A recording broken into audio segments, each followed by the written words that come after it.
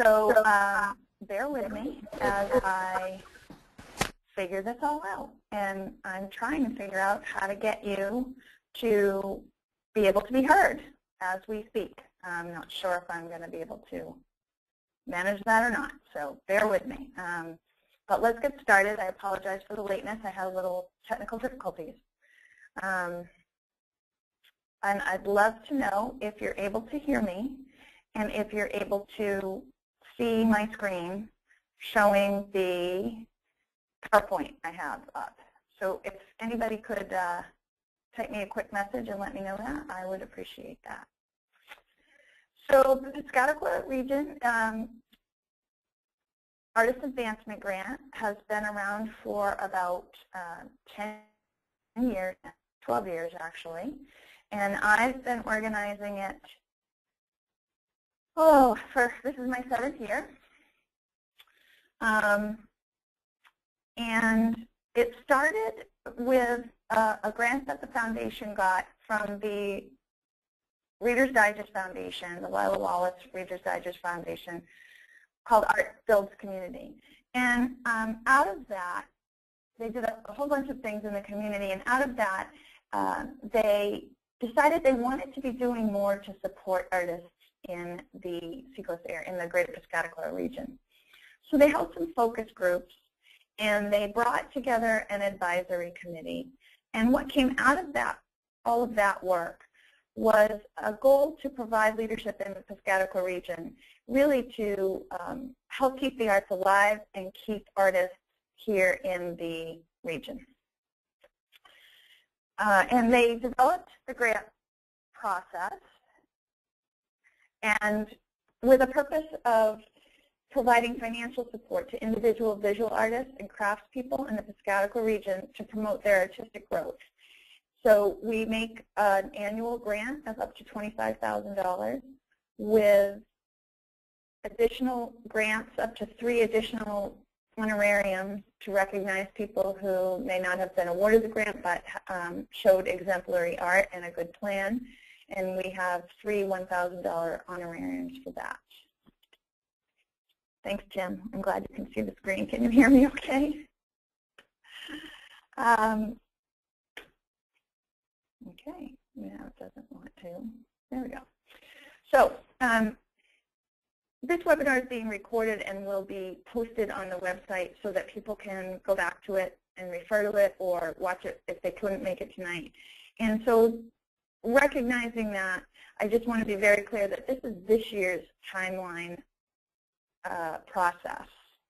No, I do not want to do that. This is this year's timeline, and in general, it's run about this schedule, but depending on what's going on at the time when we're trying to launch it, it could adjust one way or another a little bit.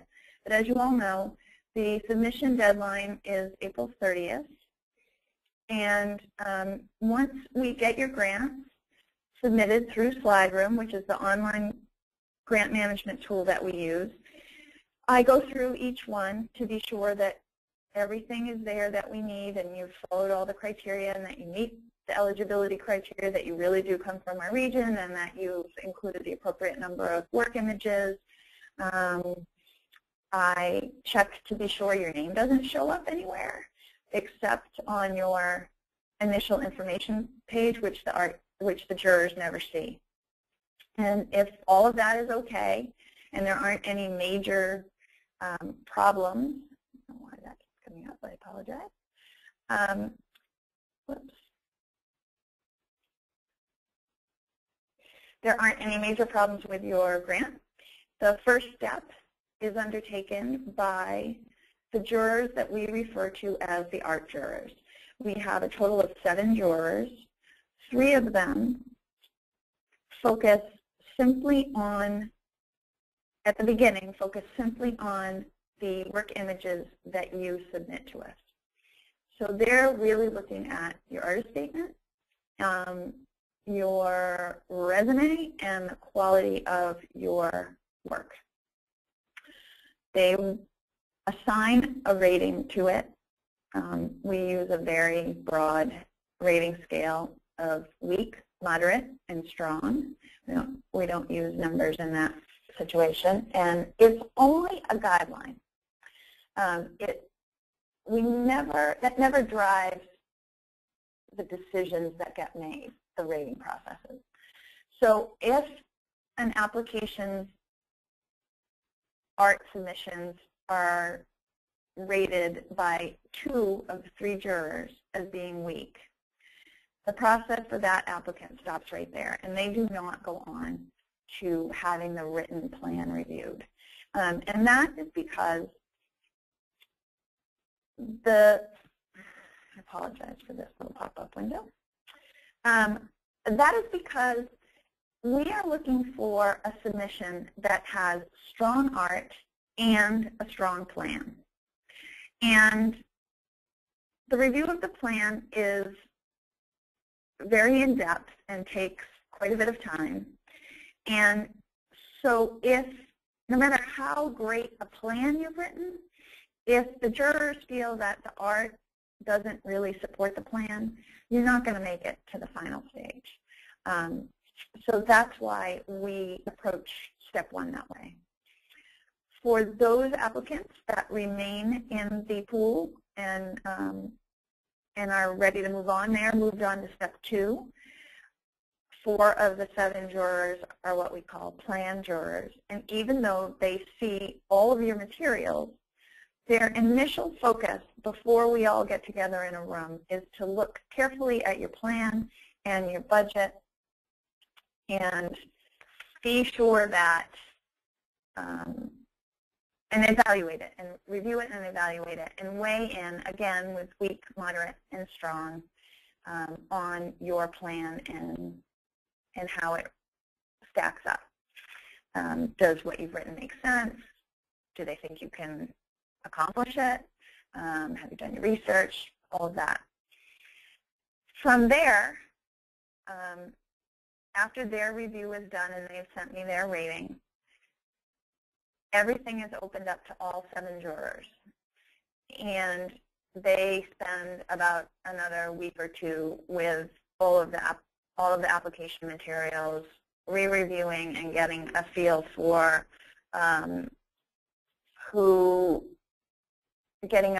all of the plans and the applications that we're going to be reviewing. Our target this year is to have a meeting in late June where we all come together, and by all I mean the 7 jurors, myself, Selena Adams from the Foundation, who is the Senior Program Officer.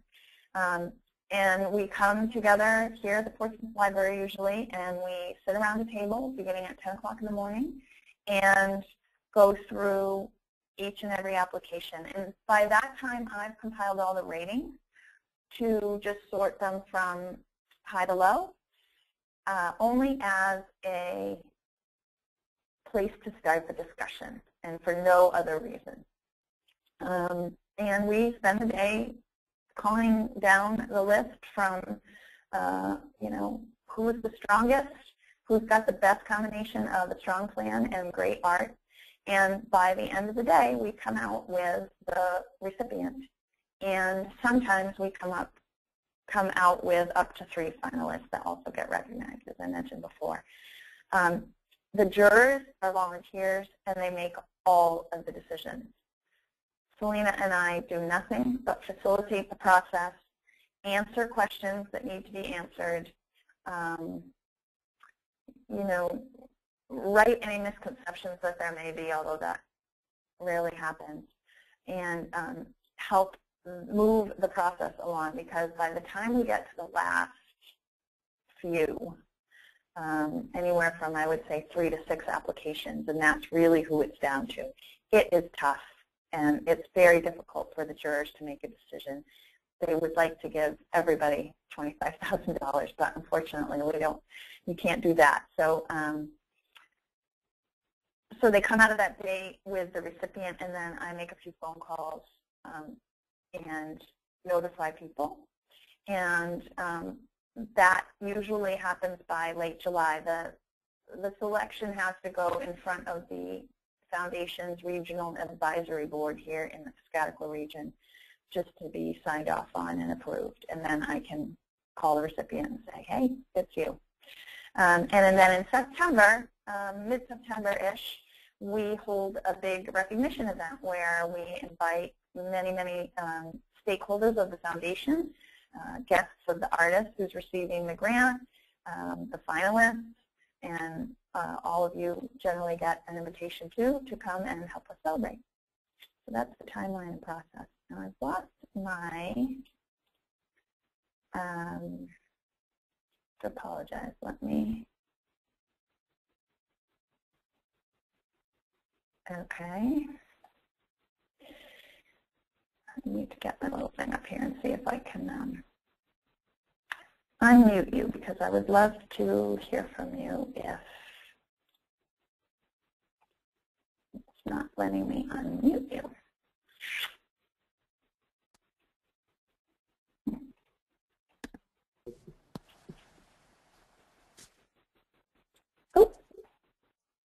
Oh, here we go. Sounding like I'm getting people now. There we go. I've freed you from your silence. I got everybody. Except Tim. Okay, great. I think I got everybody. Okay, great. I think I got everybody. Okay.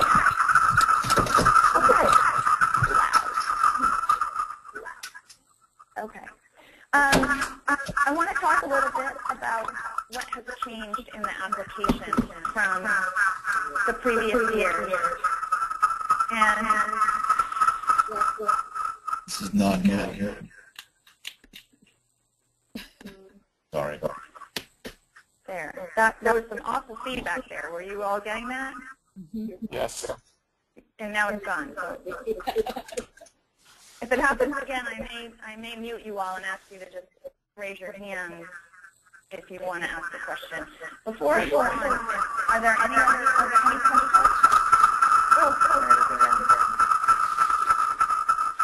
Okay, I'm going to mute you again because I'm also getting horrible feedback of my own voice, an echo chamber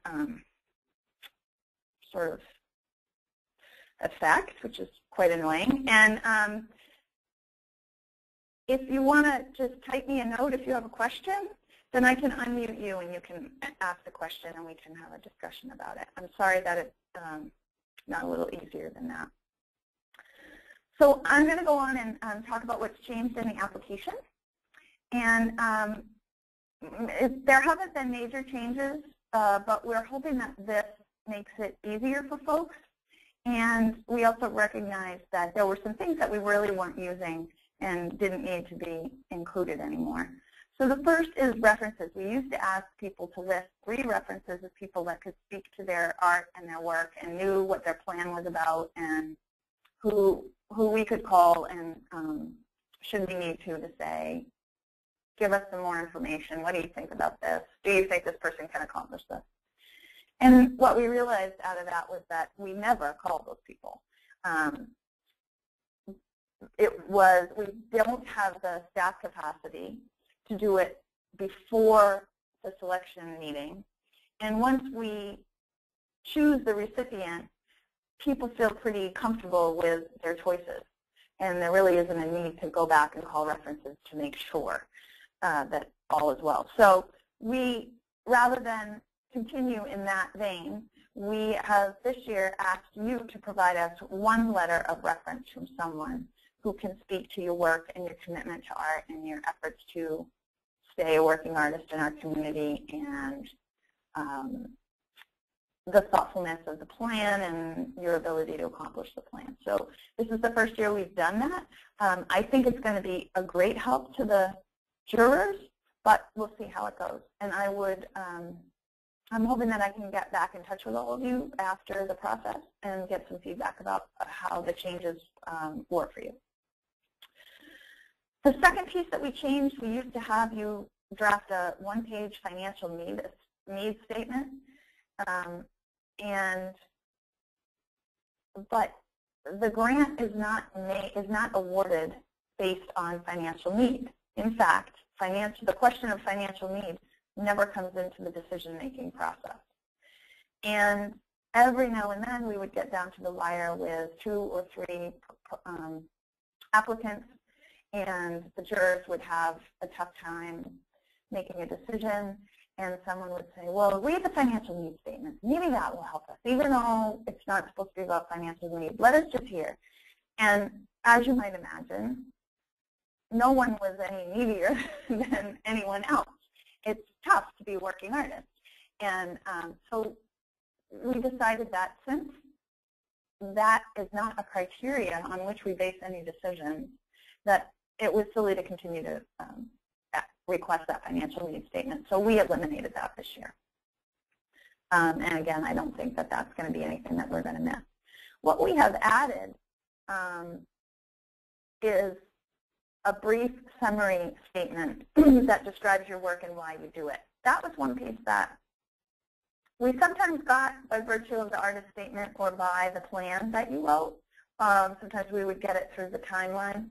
But for the most part, it was often a question that came up for people. So we've added that this year, and we're going to see how that works for people.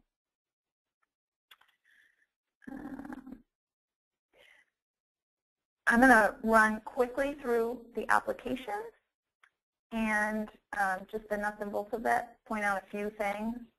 Pretty straightforward stuff, starting with the artist information and the amount you request. Last year, for the first time, we had some fairly small requests, somewhere between half to 3/4 of the full $25,000. And that requesting less doesn't help you. The grant is meant to be a significant grant. It doesn't mean that you have to spend every penny and come in with a request that's rounded final zero of $25,000. But you should be able to show us that you can put $25,000 figure to good use to advance you artistically and help you stay in the community as a working artist and move your career forward. So ask for all of it. Propose the full amount or close to it. You know, and the last few years, the actual awards have been somewhere between, I would say, $23,000 and $25,000. So that's great, but you know, anything much less than that, I think causes the jurors to feel that you either don't really understand what the grant is about, or you're just not ready. I think it signals a certain point of readiness or not being ready to the jurors when we get really low grant requests.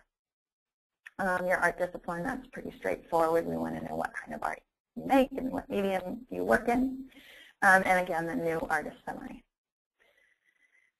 Then we have assurances and releases. That's just a page that you agree to what we're asking, that you agree to let us use your images if you're selected so that we can promote you in the program, that you will play by the foundation's rules, and that you are truly a resident of the region and you meet all the eligibility criteria. The letter of reference I've spoken about earlier, that's new this year. That's a one-page that you can upload. The artist statement, also one page to be uploaded. I'm sure you all know what an artist statement is and have one. The resume. Please look carefully and be sure that your name is nowhere on that resume. This is meant to be an anonymous review process, and although some people on the jury, because we have people from all over, both within the region and outside of the region, who are jurors, though some people may recognize you through your work images and will recuse themselves if they feel that they cannot be objective and it's not a conflict of interest. It's meant to be an anonymous process, so please don't put your name on anything, except when you fill out your basic application, which nobody sees. The timeline, a lot of people have asked, why do I have to do the timeline? Isn't it the same thing as a resume? And it's really not. And we have gone back and forth over the last few years about whether or not we should even include it and ask for it. And we always come back to the jurors wanting it, and because it gives them a different picture and really speaks to your artistic development, whereas your resume is talking about what you've done, where you've studied, where you've exhibited, what your accomplishments are, how you've been recognized. Yours is an opportunity to tell the applicant, to tell the jurors about yourself and how you've developed as an artist and what has influenced you. Where were there important points in your life that were turning points and that have really affected your art? It allows them to see a fuller picture of you than just the resume. So I know it can be challenging for some, but we found that it's a really great piece of the proposal. Now the advancement plan. So the advancement plan is basically, what are your plans for this $25,000? How are you going to use it? And more importantly, how is what you do with that money going to artistic growth? And over the years, what has become clear is that the proposals that succeed talk about both short and long-term impacts. And they talk about, and they must have an enduring quality beyond the grant period. And by that I mean, this is not a grant for a project. There may be projects involved, but if you can't talk about how that workshop or that travel or the equipment or this piece of art that you want to make or this new technique is going to move you forward in your artistic development and have a lasting effect after the money's gone, and how it's going to help you to grow and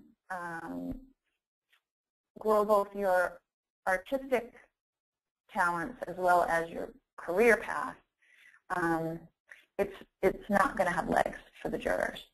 And again, the idea about that is the most successful applications that I've seen are ones where the activities really are leveraging the funding that you're getting, and they're going to have impact a long time after. And Tim, I think, Tim Goodrow is with us. He's a recipient from 2005, and I think he'll speak to that a little bit in terms of what that has meant in his experience.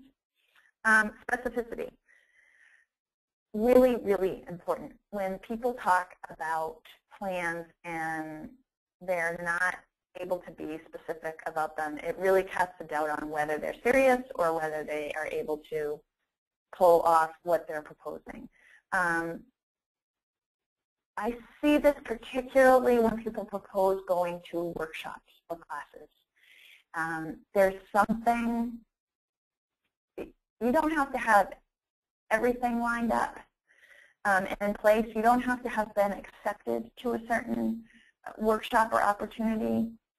But we've had some folks propose going to workshops, and the reaction of the jurors on some occasions has been, I don't think they really understand what's involved in being accepted to that. I don't think that they understand that they only take X, Y, and Z. So by specificity, the more detail you can give us about how things are going to work out for you when you get this grant, what you're going to do, and exactly how it's going to be better. And that's also true as you work on your budget. We don't expect you to have every single expense down to the penny figured out and laid out, but the estimates that you put in, if you've researched travel or equipment or a workshop, need to seem realistic upon reading them. We've had many times where and said, you know, I know that we're all good at trying to find budget travel, but how is that person possibly going to get there and back on that amount of money? So just think that through and be as specific as you can possibly be. Budget and estimates. Be sure that what you have on the paper for the budget relates back to the advancement plan and vice versa.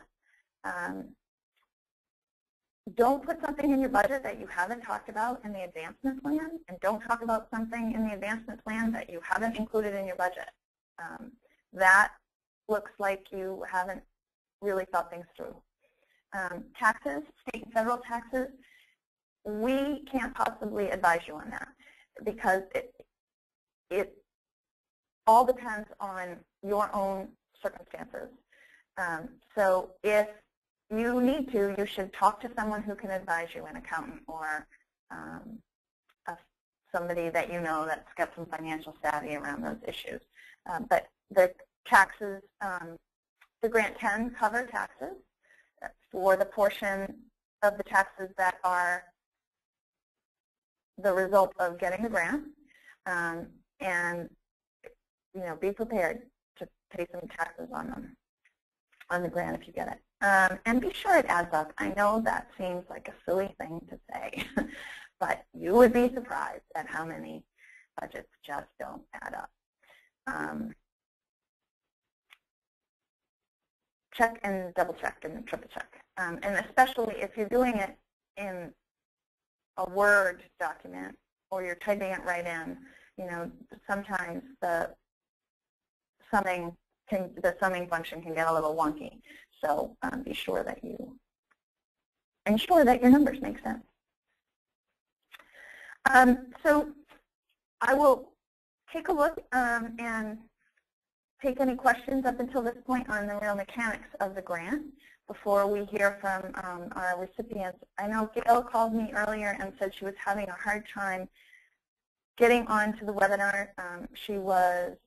Her system kept crashing or something, so I'm not sure if she's with us yet. I'm going to go look, but Tim is with us. And let me just get out of this and find my control panel and see if there are any questions. I am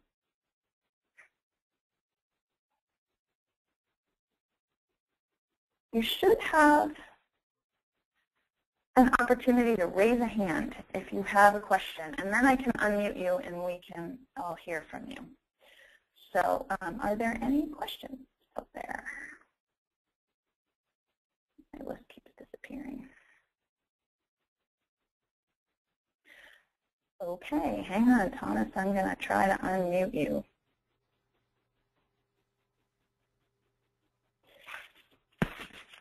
Okay, Thomas, you should be unmuted. Oh, okay. Well, I had a technical question. You mentioned earlier that we could send you a note, and I don't know how to do that. Oh, okay. I don't see anything to send a note here. On your control screen, do you see the opportunity to chat at the bottom? I don't see that. Okay, hang on. I'm going to unmute Tim because he did it, and he can tell us how to do it. Tim, can you tell how to send a note? I do have a window toward the bottom of my control panel that offers a place to type in a chat message, and the little window says type message here. I don't have it. Comments. Tom, you're unmuted now, so you can just ask us your question. Well, okay, I can't find it on my screen, and I see a field that says comments, but if I click that, nothing happens.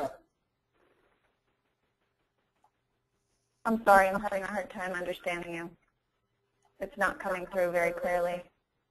Yeah, I actually don't have the comments thing on my screen at all, so I'm surprisingly at a loss as to how to help you. Okay. Well, I can talk now, so that helps. I did have a question. Let me think what it was. I had a question about the jurors. That was at one point, and then I think I got an explanation for that. I was wondering if the jurors came from the local area or from far away, which I would prefer because I think people look at your artwork and they know right away who you are, if they are local jurors. So I'm sorry, is your question where they're from, where they come from? Yes, that was kind of my my question is if they are local or not. I would prefer. It's a mix of both. The plan jurors, the 4 plan jurors, are generally local. We usually have one of the 4 is a recipient from a previous year. So Tim has served in the past, Lynn Zemansky has served, Barbara Rita Jenny served 1 year. Trying to remember who else. Anyway, and then we have local business people who are interested in the arts, patrons of the arts. We often have one of the members of the Piscataqua Region Advisory Board for the foundation at the table with us. With the art jurors, it's a little trickier to have local, and we try not to have all local, because we actually want people looking at your art who don't know you, if we can swing that. So we try to bring them in from outside and mix up and be sure that we have people who are well-versed in the craft side of things, as well as all of the other types of visual art. And they generally come from no further than about an hour and a half away, just because of the logistics of that. I'm trying to think of what else I can tell you. And the other reason that makes it challenging sometimes to have local people serve as art galleries and represent artists, and so then it gets really tricky to have people who really don't have a conflict in the review. But we've had people from the Courier, we've had people from the UNH Art Gallery, some of the other art schools around in the New England region. This year, I'm still recruiting art jurors, but this year, so far, we have Donna McNeil from the Maine Commission on the Arts and Margaret Jacobs from the Ava Gallery up in the Lebanon area. Yeah. Does that answer it? Well, can I speak? Yes, please. Oh, okay. Well, I was wondering if there are lots of local people and they all have their friends in the art scene here. Of course, they are connected with the art scene. Then I just don't know how that can be an objective selection. Every local person who is, as you say, if they are people themselves, they have their artist friends, and it's just like a big network. Well, we have one artist, one local artist, which is generally someone who has received a grant in the past. So it's not a jury of artists, of local artists who are part of the network. I will say that. I will also say that we review with them that they need to divulge any conflict of interest that they feel they have. And in any jurying process, you have to simply put your trust in people that they're going to come clean about that kind of thing. And they do. And in fact, I was talking with one artist, one of our prior recipients, and she said to me, I would love to serve this year, but I know that at least one of my colleagues and friends is applying. Is that a conflict? And I said, yes, it would be. You would have to recuse yourself when we are discussing that application. And if it got to the point where that person was one of the very last people and we were down to picking the person who was going to get the grant, you would probably have to not be part of that conversation. Yeah. Because there's no way that you can discuss the other two and be objective about that just because you're not discussing the person that you know. So, we're going to chat some more about that, but she's thinking about that because that's the prize at the end of the process. Yeah. You don't want to miss out on getting to be part of that. So, right. So we monitor that pretty carefully. Yeah. Okay, I understand. That sounds good. Okay. Anything else, Thomas? No, I think that was. I had another question, but I can't think of it right now. If I get it, I will let you know. Okay. Great. I then, I'm seeing no other raised hands.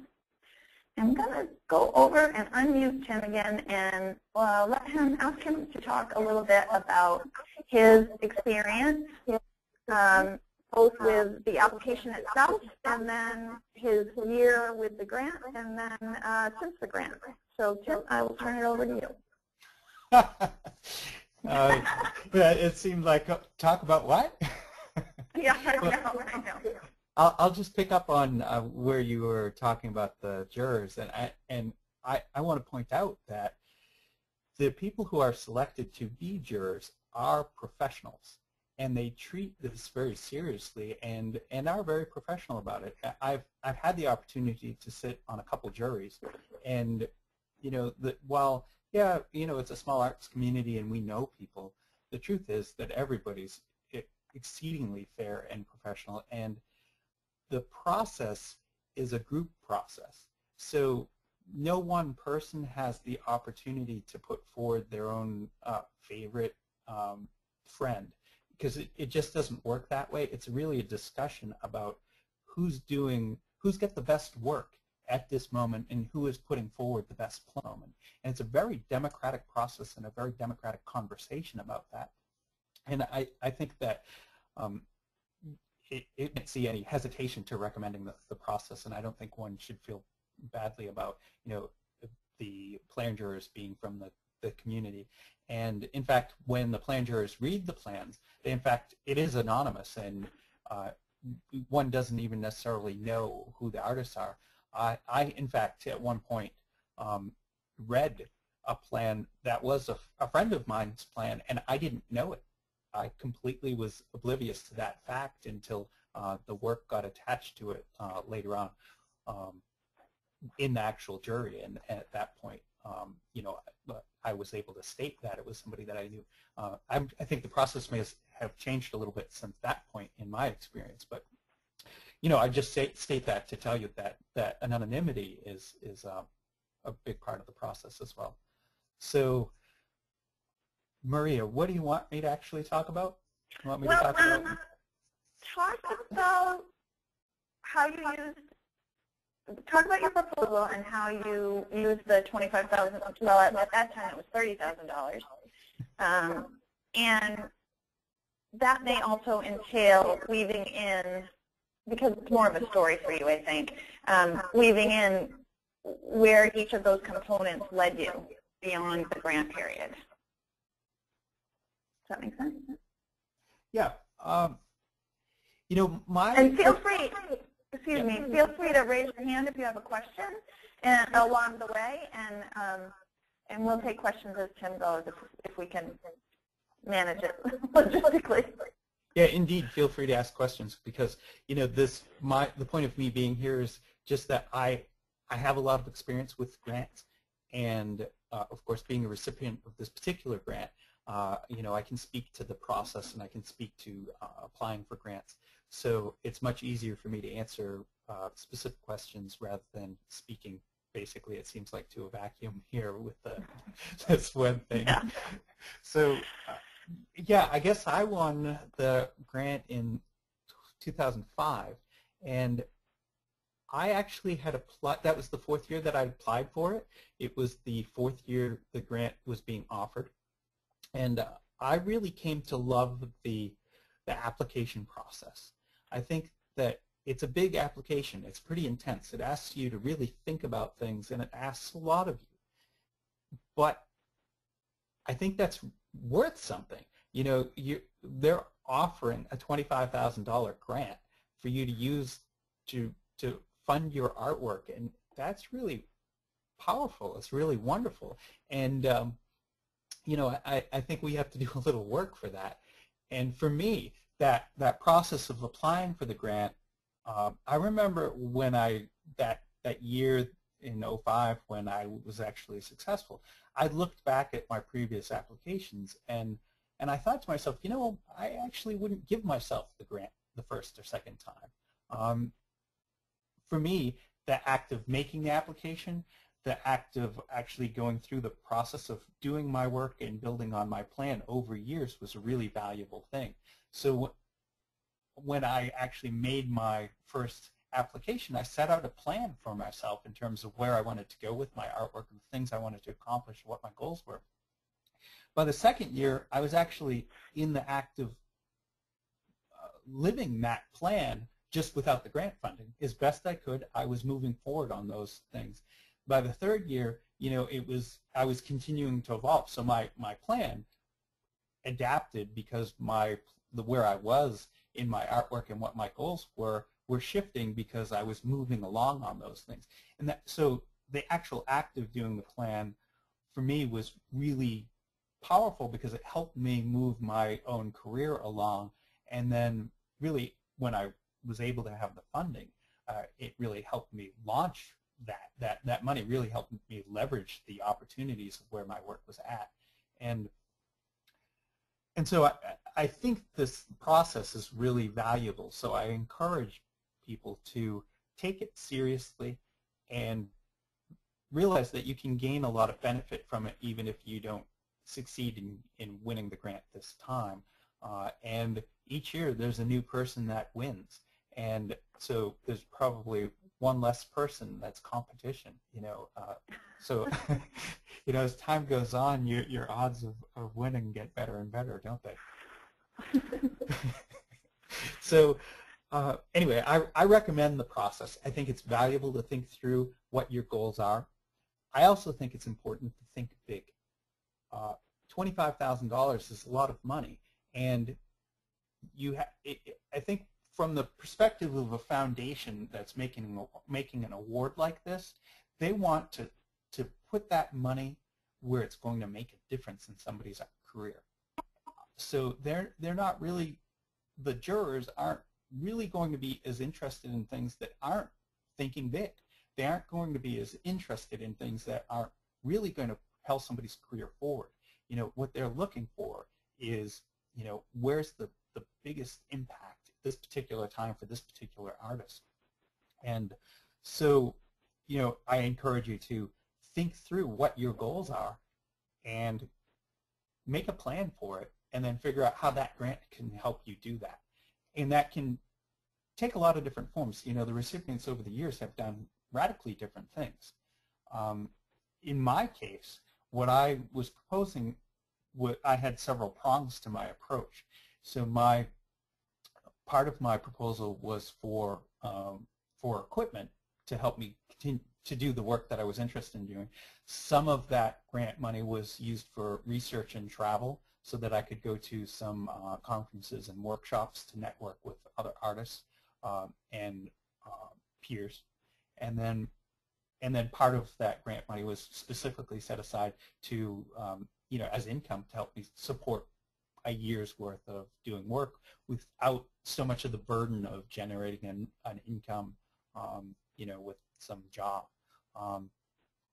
And for me, that whole process worked really well because having the little bit of money that I needed to go off and go to some conferences, workshops, and network led to some significant exhibitions around the country and led to some great opportunities that really would not have happened if I didn't have that as part of my plan.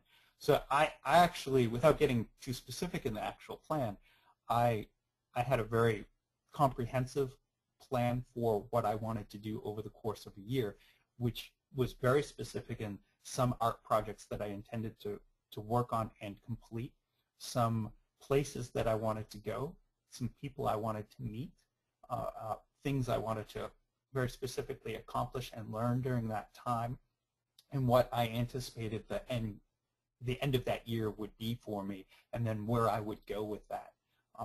And I really credit the advancement grant as being, the significant boost to my career that's allowed me to have a very successful, I don't know how many years since then. It was 05, which means I probably actually got the money in 04. So nearly 10 years, I've been on a nonstop run of work and exhibition and travel that was really launched by the grant. And so that process really helped me sort of just jumpstart everything, and it's just kept rolling since then.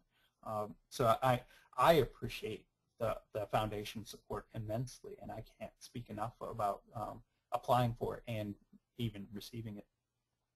So anyway, so there's some vague stuff about, oh, I did want to mention, Maria brought up the idea of taxes before, and when some of the plans that I've seen and some of the conversations I've heard or questions I've heard in past panels, people think too much about taxes.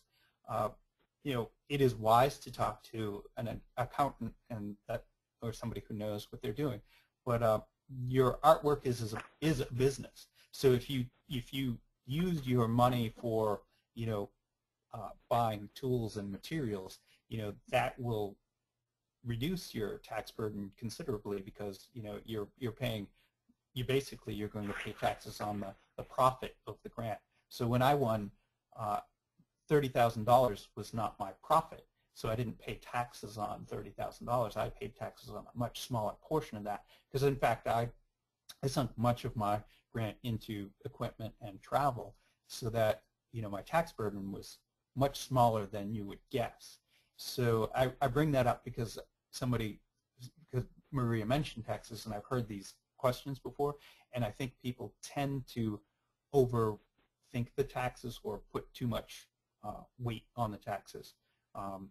So, you know, you can get more information if you talk to an accountant, and I would assume that most of you are treating your artwork as a business, so you're taking deductions and such. So just keep that in mind when you put your budget together. Because I have seen budgets where the amount people had put aside for taxes was outrageous. You know, it's just too much money, and that seemed that was a little disappointing, because, you know, if they could easily use that money for other things. So Maria, what else? Great. Thank you. And I did not pay him to say all those things. He says it when we have conversations just down the street. Any questions from folks? I don't want to unmute everybody because there was all that nasty feedback, but if you do the little hand raise, I can unmute you and you can ask. Or you can type something to me and I can read it. So, I know some of you are seasoned at this, so you probably don't have a whole lot of questions, but I see a few new names.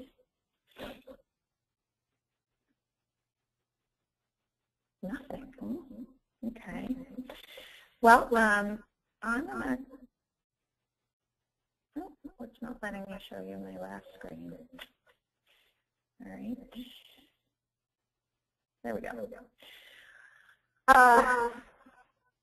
So, as I said, I'm a program consultant. My job is to coordinate this whole process from start to finish. And the big part of my job is to support all of you as you go through this process. And so in the next week and a half or so, 2 weeks, if you stumble or come up with questions, that's what I'm there for. That's what the foundation pays me to do, is to help you through the process as well as to coordinate the review process. So call me. I work from home most of the time. That's our home number, but call me. And you have both of my email addresses there as well. The quickest response will be through the Comcast email, because that comes right to my computer and my phone, and I don't have to go looking for it. So I can't say enough that if you need something, that's what I'm there for. And I believe, if nobody has any questions. Well, Maria, when you were talking through the application, you actually were incredibly comprehensive, and a lot of things that you said were things that I might have said. Okay. So, you know, maybe you answered a lot of questions ahead of time. You know, one of the things that I could add was is that, you know, you brought up the timeline thing, and yeah, I just want to back you up on that. You know, it is just another way for you to flesh out who you are and what you're working on and where you're going to a juror.